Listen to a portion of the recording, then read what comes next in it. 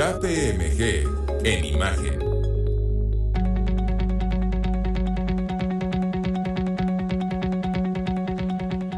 Bueno, pues seguimos con más aquí en la primera emisión de Imagen, querida Ivonne. Y esta mañana está con nosotros David Linke. Él es el Global Head of Tax and Legal of KPMG International.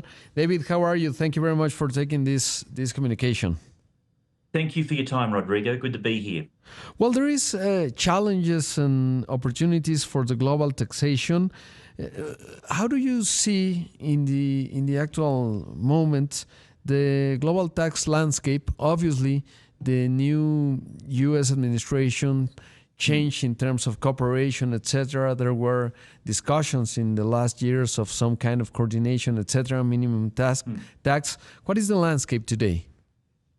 Yeah, well, I think, Rodrigo, it's a fairly complicated landscape. If you think about it, the OECD is still pushing forward on its Pillar 2 minimum tax reforms, and 62 countries globally have signed up to that. Yet at the same time, you have the recent G7 agreement with the US to allow what's effectively a side-by-side approach for US multinationals as part of their minimum tax arrangements. And to even complicate matters more, Rodrigo, you have the UN at the moment undertaking a review of how cross-border services are taxed globally. So very complicated environment. I think there's still elements of cooperation. There's negotiations going on at the moment to ensure that the systems exist side by side. So I'm confident that we will have a workable solution at the end of those negotiations, but they will occur over the next few months, while at the same time we have the UN work, which is due to, in a sense, complete in 2027 with some recommendations. So quite complicated for Mexican businesses and Mexican multinationals that are operating, but also global groups that are operating, global businesses. Bueno, le pregunto a David cómo se ve el panorama actualmente de los impuestos a nivel global y me dice que muy complicado, sobre todo porque, bueno, pues la OCDE ha seguido impulsando este impuesto mínimo, 62 países lo han discutido, pero además está el G7 ahí con Estados Unidos, en donde hay un paso a paso con respecto a las compañías multinacionales.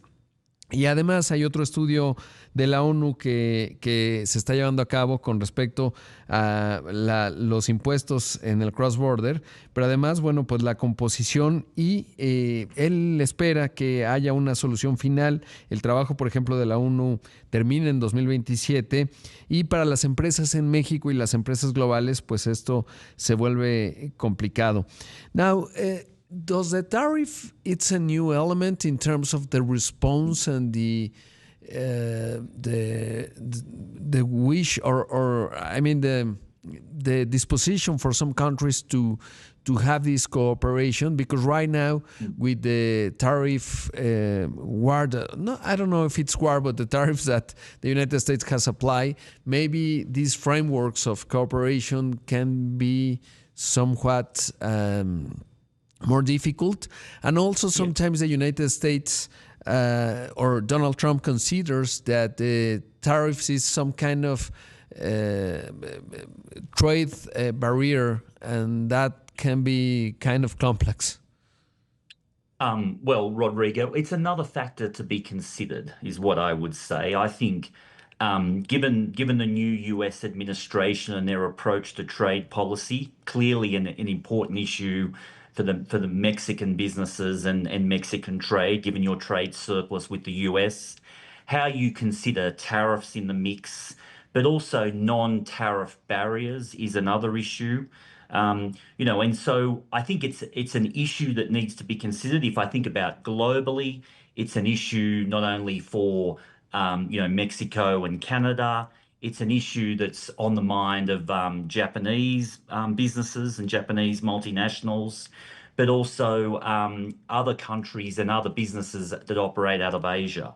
So quite a complex environment, and it's another factor to be considered that when you're having those negotiations with the US administration. Le pregunto del asunto de los aranceles, que a veces Donald Trump considera que son barreras al comercio, y me dice, bueno, sí es un factor adicional que, bueno, pues está planteado ahí, las barreras además no arancelarias, y que no solo es un tema de México y Canadá, otros países como Japón, etcétera, desde Asia también están preocupados. David, what would you say are the benefits and challenges associated with implementation of AI, artificial intelligence in tax management? Yeah.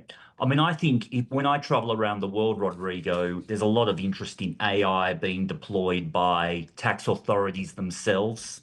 How do you make, in a sense, the collection of revenue more efficient? How do you deploy that across broader sections of the economy? And so there's a lot of work being done by tax authorities. And I think the issue for tax authorities is how do you, when you deploy those systems, maintain trust in the tax system? From the point of view of the public? How do I ensure that there's still human judgment involved in those decisions I'm making? For example, when I raise assessments on individuals or I raise tax liabilities on companies. So I think that's an important point there. For our clients and for corporates and multinationals, I think the challenge is how do I practically, in a sense, realize the benefits that AI presents? AI presents efficiency benefits in terms of how it approaches its tax and finance affairs, how it frees its people up. But there's change management complications.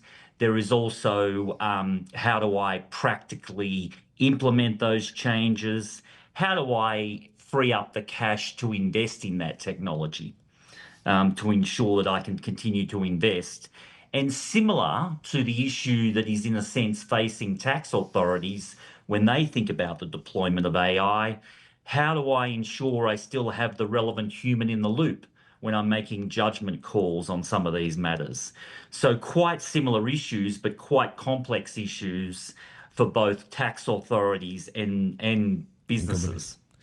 Bueno, ahí le pregunté a David acerca de la inteligencia artificial con respecto a los impuestos, y me dice que las autoridades impositivas pues están viendo más eficiencia, lo están desplegando, pero también cómo hay un humano que toma decisiones cuando se asignan, digamos, evaluaciones en términos fiscales, y en la parte de los negocios exactamente lo mismo, pero sobre todo pues la complejidad que le da a la gestión al interior de la empresa, cómo se libera capital para la implantación, en fin. David, time is out for us, but I'm very happy to talk to you. I hope we repeat this because there are a lot of subjects and discussions around this, but thank you very much. It was very useful. Thank you for your time, Rodrigo. Happy to turn up next time. Thank you. Ahí escuchamos, querida Ivonne, a David Linke, Global Head of Tax and Legal of KPMG International, KPMG Internacional.